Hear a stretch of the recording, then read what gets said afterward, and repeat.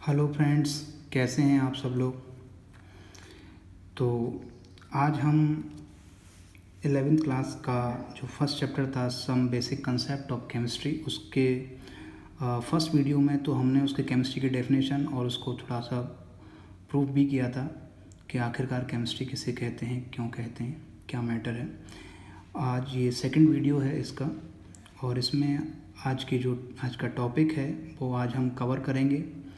एक importance of chemistry को cover करेंगे, और एक इम्पोर्टेंस ऑफ केमिस्ट्री को कवर करने के बाद इसका दूसरा टॉपिक आज हम कवर करेंगे मैटर, और थोड़ी सी जानकारी हम इंट्रो की फॉर्म में हम लोग एटम्स, मॉलिक्यूल, इन सारी चीज़ों की जानकारी भी थोड़ी सी यहाँ पर लेंगे।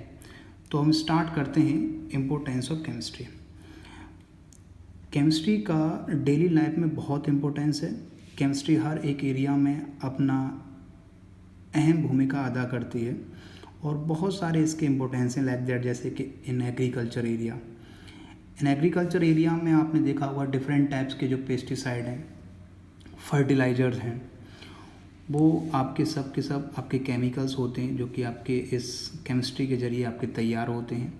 इसके बाद में आपका इंडस्ट्रियल एरिया है। इंडस्ट्रियल एरिया अपने आप में बहुत बड़ा एरिया होता है। इसकी स्टडी आपके इंडस्ट्रियल केमिस्ट्री के थ्रू होती है। इसमें आपके मिल्क प्रोडक्ट हैं, आपके जैसे दूध है, पनीर, मक्खन, दही, और भी हैं आपके जैसे आपका ब्रेड है, ठीक, और भी बहुत सारी ऐसी चीज़ें हैं जो कि बेकरी प्रोडक्ट भी हैं आपके, सारे के सारे आपके इंडस्ट्रियल एरिया में। इसके बाद परफ्यूम वगैरह, ये सारे बहुत सारी चीज़ें हैं। टेक्सटाइल इंडस्ट्रीज़ में भी इसको देखा जाता है। तो हम कह सकते हैं कि इसका भी इस एरिया में बहुत ही लार्ज यूजेस हैं और बहुत ही ज़्यादा इम्पोर्टेंस है इसका। इसके बाद आपका आता है मेडिकल एंड हेल्थ सेक्टर में भी। आपको पता है कि हर जितनी सारी दवाइयाँ होती हैं, मेडिसिन वगैरह होती हैं, वो सब के सब आपके केमिस्ट्री से ही रिलेटेड हैं, और इस लाइन में केमिस्ट्री का अपने आप में बेहद अहम खास रोल होता है। इसके बाद वार केमिस्ट्री आप देख सकते हैं, जितने भी आपके युद्ध से संबंधित सामग्री होती है उसमें आपके गोला बारूद, हथियार, ये सारी चीज़ें आपकी RDX वगैरह, ये सारी चीज़ें आपकी बनाई जाती हैं। और अब तो खैर वेपन्स को बहुत ही ज़्यादा अपग्रेडेड कर दिया गया है। अब तो केमिकल्स के साथ साथ, एक्सप्लोजन के साथ साथ उनमें कुछ बायोलॉजिकल मटेरियल को भी इंक्लूड किया जाता है, जिसको अब हाल फिलहाल बायोलॉजिकल वेपन्स के नाम दिए जाते हैं। जैसे कि मिसाइल्स में आपका बैक्टीरिया इंक्लूड कर देना, वायरस इंक्लूड कर देना, जो फिजिकल के साथ साथ केमिकली भी काफ़ी इफ़ेक्ट करता है दूर दूर तक, और एक बहुत भारी नुकसान पहुंचाता है। इसके बाद आपकी एक अदर ब्रांचेस भी होती है जिसको हम कहते हैं बायोकेमिस्ट्री।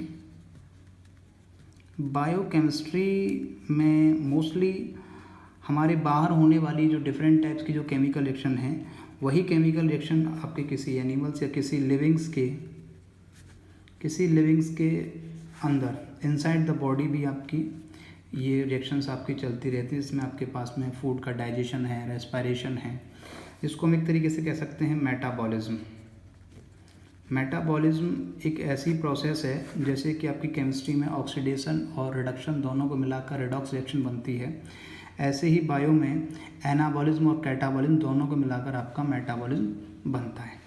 और इसी से आपके बहुत सारी रिएक्शंस ऐसी होती हैं जो बॉडी के अंदर आपके एंजाइम्स हैं, हार्मोन्स हैं, ठीक है, जो इस टाइप की रिएक्शन को परफॉर्म करते हैं। तो हम कह सकते हैं कि केमिस्ट्री का डेली लाइफ में बहुत बड़ा यूज़ है।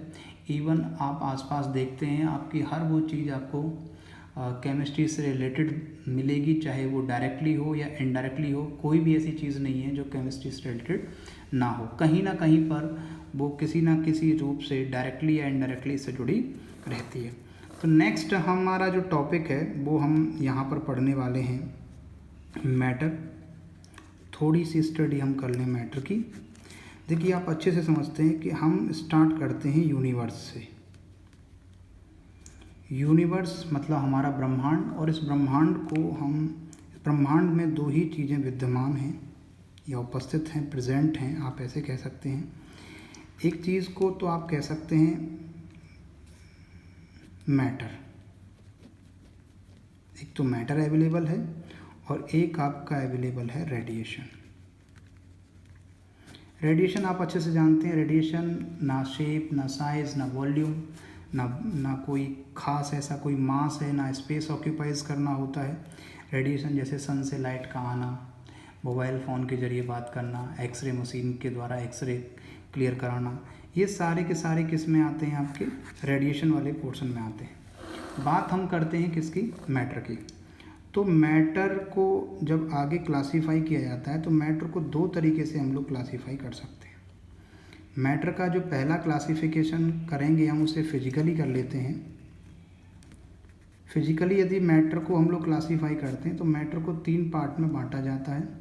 First is a solid, second is liquid and third is gas.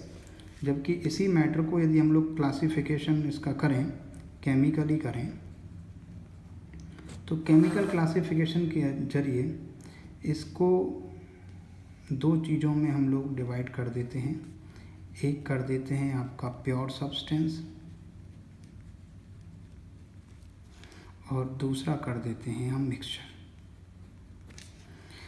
Solid, liquid, gas, ये मैटर की 3 स्टेट होती हैं। इनके अलावा भी 2 स्टेट आपकी और भी होती हैं, प्लाज्मा एंड बोस-आइंस्टाइन कंडेंसेट। तो बोस-आइंस्टाइन कंडेंसेट जो आपकी होती हैं वो बहुत ही बड़े लेवल पे आपकी पढ़ाई जाती हैं। हाल फिलहाल आप केवल इतना याद रखिए, सॉलिड, लिक्विड, गैस 3 स्टेट होती हैं फिजिकली मैटर की, और इनके बारे में भी हम लोग 9th क्लास में डिटेल में पढ़ चुके हैं। बात आती है कि आखिरकार ये जो आपका प्योर सब्सटेंस है, प्योर सब्सटेंस का मतलब होता है कि इनके अंदर के जो कॉन्स्टिट्यूट पार्टिकल्स हैं वो एकदम क्या होते हैं, प्योर होते हैं। तो प्योर सब्सटेंस को आगे फर्दर क्लासीफाई किया जाता है, तो इसको भी हम 2 पार्ट में डिवाइड कर देते हैं। पहला पार्ट हमारा होता है एलिमेंट और दूसरा होता है आपका कंपाउंड।